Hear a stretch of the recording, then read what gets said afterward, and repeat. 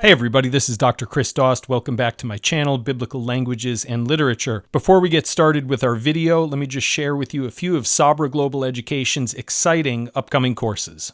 First, starting April 24th, Rabbi Dr. Robert Harris of the Jewish Theological Seminary will be teaching an ongoing weekly course, the Book of Isaiah from yesterday to today. This course meets 1 hour per week and it is ongoing.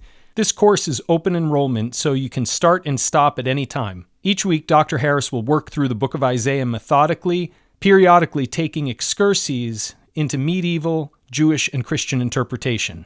This course is not to be missed.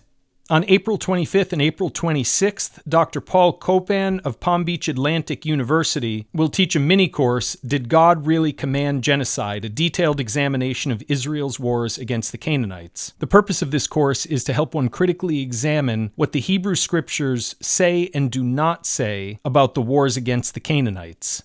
And please be sure to check out some of our self-paced courses, including Dr. Stephen Notley's 4-part course, Jesus' Parables as Jewish Scripture. Dr. Jeffrey Garcia's course, The Dead Sea Scrolls and the New Testament. This course is designed for those who wish to develop a deeper understanding of the Jewish backgrounds of the New Testament. And Rabbi Dr. Robert Harris's The Passover Seder and the Last Supper, Jewish and Christian Traditions in Dialogue and Competition. And for those who are looking for private lessons, whether it be in foreign languages, art, music, math, study skills, and more, please check out our online lessons and tutoring page to find your personal teacher today. All right, let's get started.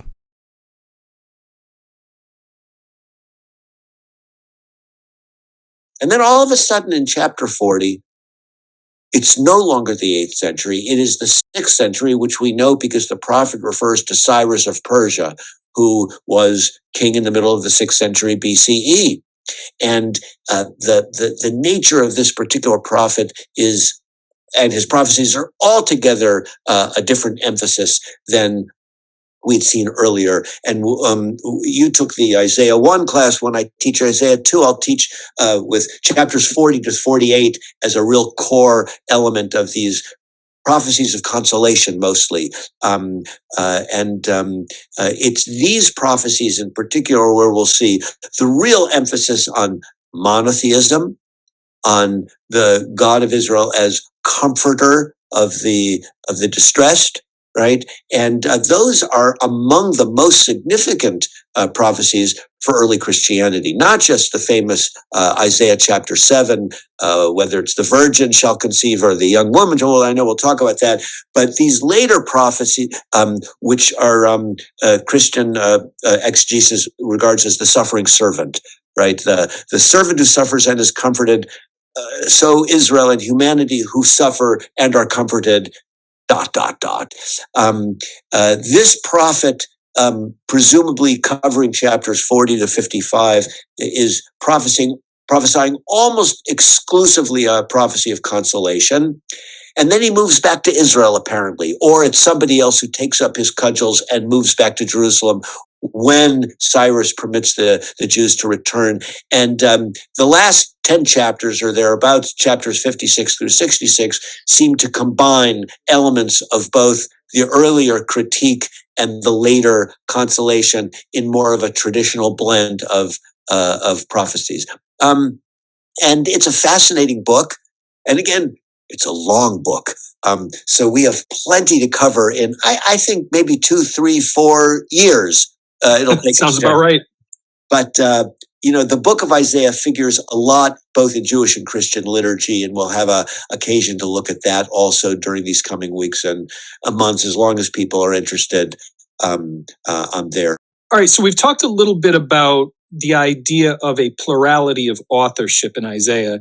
Now, in Christian circles, if I may generalize, there are many who believe that a single authorship of the book of Isaiah is in some way fundamental. It's a fundamental issue. It's important for, say, their biblical theology.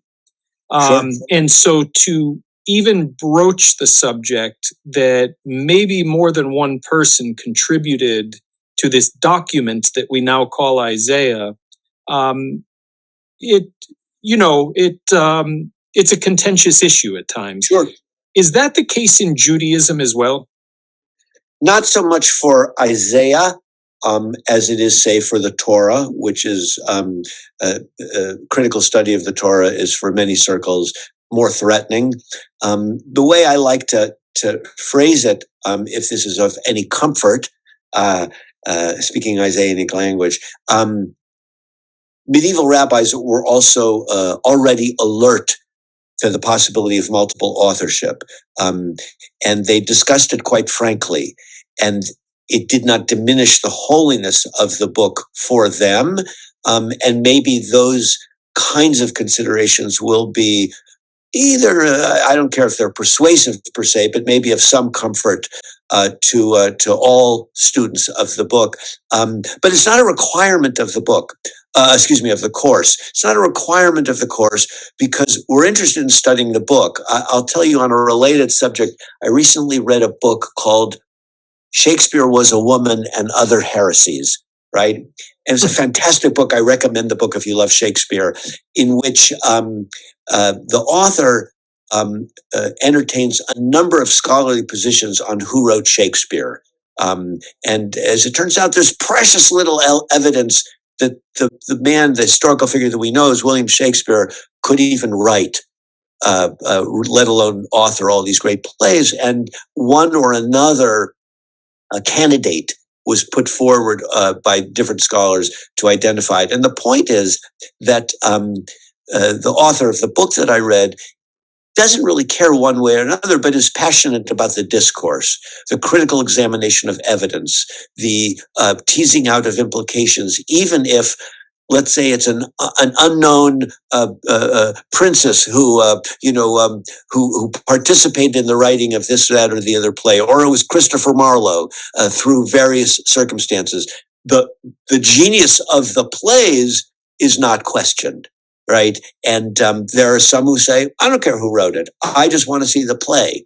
I personally am always curious about origin stories, the prequels, the circumstances. And as you know, when you made a reference earlier to teaching medieval exegesis, one of the things that characterizes my own teaching is always making a distinction between what we call in Hebrew pshat and drash, meaning the original historical context in which these texts first emerged, right?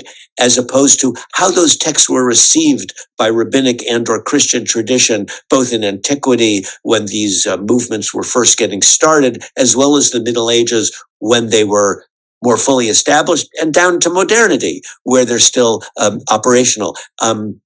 My teacher, again, Yochanan Mufs, he used to say something like, when Jeremiah walked the streets of Jerusalem, what did he mean by those words, and how were those words construed by his original audience? So that pshat, or that historically, critically derived quote unquote original understanding may be at variance with how that tradition was received. I'll give you an example that I love. One of my favorite Christian theologians of the Middle Ages, and yes, we rabbis have favorite Christian theologians, is Hugh of St. Victor, a 12th century Augustinian canon, who was really fundamental in the group that eventually founded the University of Paris. And he was, in his own ways, developing these ideas of what I call pshat and drash, or he would call sensus literalis, right? The literary sense of the words, ... as opposed to the allegorical Christian truth. So he was looking, and we'll look at this passage when we get to it, Isaiah chapter 4, verse 1, where the prophet talks about 7 women taking hold of one man, and what that could possibly mean. And Hugh said, of course, I get it. These are the 7 spirits taking hold of one man, that is Christ, who will forever take away their reproach, ... He says, I get it. I'm a good Christian. And then he turns to the other guys. He says, but fellas, The prophet must have meant something in his own time by that, because there's 700 years between him and the birth of Christ. So can't we also look at that? Now, you can't take away his Christianity. You can't deny if you will, the orthodoxy of his Christian beliefs. Nobody would, right?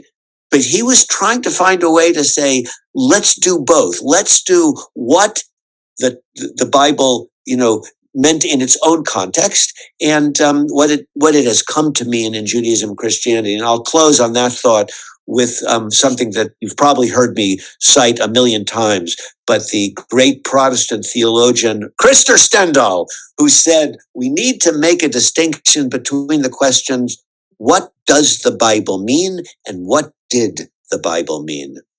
And that, to me, is an important way of teaching both kind of historical truth as best as we can get it, and still leave room for modern espousals of theology and doctrine and faith.